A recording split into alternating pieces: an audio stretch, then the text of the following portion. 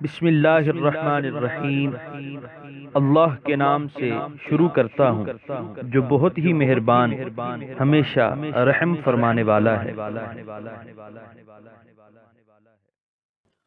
سورہ اعراف آیت نمبر 48۔ وَنَادَى أَصْحَابُ الْأَعْرَافِ رِجَالًا يَعْرِفُونَهُم بِسِيمَاهُمْ قالوا ما أغنى عنكم جمعكم وما كنتم تستكبرون۔ ترجمہ: اور پکاریں گے آراف والے ان لوگوں کو جنہیں وہ پہچانتے ہوں گے ان کی علامتوں سے، انہیں کہیں گے نہ فائدہ پہنچایا تمہیں تمہارے جتھے نے اور نہ اس ساز و سامان نے جس کی وجہ سے تم غرور کیا کرتے تھے۔ سورہ اعراف آیت نمبر 48 کی تفسیر۔ وہاں تو اللہ تعالیٰ کی بندگی اور اس کے رسول اکرم صلی اللہ علیہ وسلم کی اطاعت ہی کام آئے گی، یہ دنیاوی ساز و سامان تو اس روز کھوٹے سکوں سے بھی ناکارہ ثابت ہوں گے۔ سورہ اعراف آیت نمبر 49۔ أَهَٰؤُلَاءِ الَّذِينَ أَقْسَمْتُمْ لَا يَنَالُهُمُ اللَّهُ بِرَحْمَةٍ ادْخُلُوا الْجَنَّةَ لَا خَوْفٌ عَلَيْكُمْ وَلَا أَنْتُمْ تَحْزَنُونَ۔ ترجمہ: اے سرکشو، کیا یہ جنتی وہی نہیں ہیں جن کے متعلق تم قسمیں اٹھایا کرتے تھے کہ نہیں عطا کرے گا انہیں اللہ اپنی رحمت سے؟ دیکھو انہیں تو حکم مل گیا ہے کہ داخل ہو جاؤ جنت میں، نہیں کوئی خوف تم پر اور نہ تم غمگین ہوگے۔ سورہ اعراف آیت نمبر 49 کی تفسیر۔ ان کی شرمندگی اور شرمساری میں مزید اضافہ کرنے کے لیے اہل اعراف انہیں کہیں گے کہ یہ غریب و مسکین کلمہ گو جن کو تم خاطر میں ہی نہیں لاتے تھے اور از راہ نخوت کہا کرتے تھے کہ ان کو رحمت خداوندی سے کیا واسطہ، اس کی رحمتیں تو ہمارے لیے ہی مخصوص ہیں، آج ان کی طرف دیکھو، وہ تو جنت کی ابدی نعمتوں سے لطف اندوز ہو رہے ہیں اور تمہارا یہ حال ہے۔ سورہ اعراف آیت نمبر 50۔ وَنَادَى أَصْحَابُ النَّارِ أَصْحَابَ الْجَنَّةِ أَنْ أَفِيدُوا عَلَيْنَا مِنَ الْمَاءِ أَوْ مِمَّا رَزَقَكُمُ اللَّهُ قَالُوا إِنَّ اللَّهَ حَرَّمَهُمَا عَلَى الْكَافِرِينَ۔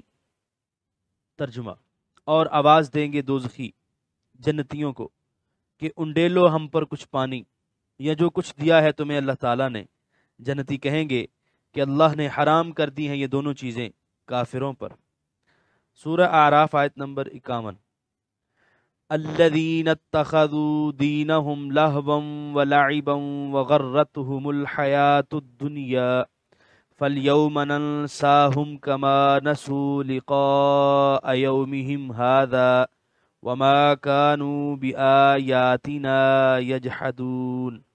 ترجمہ: جنہوں نے بنا لیا تھا اپنے دین کو کھیل اور تماشا اور فریب میں مبتلا کر دیا تھا انہیں دنیا کی زندگی نے، سو آج ہم فراموش کر دیں گے انہیں، جیسے بلا دیا تھا انہوں نے اس دن کی ملاقات کو اور جس طرح وہ ہماری آیتوں کا انکار کیا کرتے تھے۔ سورہ اعراف آیت نمبر 52۔ وَلَقَدْ جِئْنَاهُمْ بِكِتَابٍ فَصَّلْنَاهُ عَلَى عِلْمٍ هُدًى وَرَحْمَةً لِقَوْمٍ يُؤْمِنُونَ۔ ترجمہ: اور بے شک لے آئے ہم ان کے پاس ایک کتاب جسے ہم نے واضح کر دیا ہے اپنے علم کامل سے، درآں حال یہ کہ وہ ہدایت اور رحمت ہے اس قوم کے لیے جو ایمان لاتے ہیں۔ سورہ اعراف آیت نمبر 52 کی تفسیر۔ یہ مکالمہ اور گفتگو جو اہل اعراف اور اہل جہنم کے درمیان یا اہل جنت اور اہل جہنم کے درمیان ہوگی، اس کے بیان کرنے کی غرض و غایت بتائی جا رہی ہے، یعنی اس کا مقصد قصہ گوئی اور داستان سرائی نہیں، بلکہ مدعا یہ ہے کہ تم اس سے عبرت حاصل کرو اور وہ لغزشیں اور قصور جن کی وجہ سے بڑے بڑے نامور لوگ آتش جہنم میں جھونک دیے جائیں گے ان سے اجتناب کرو، تاکہ اس روز دردناک انجام سے تمہیں دوچار نہ ہونا پڑے۔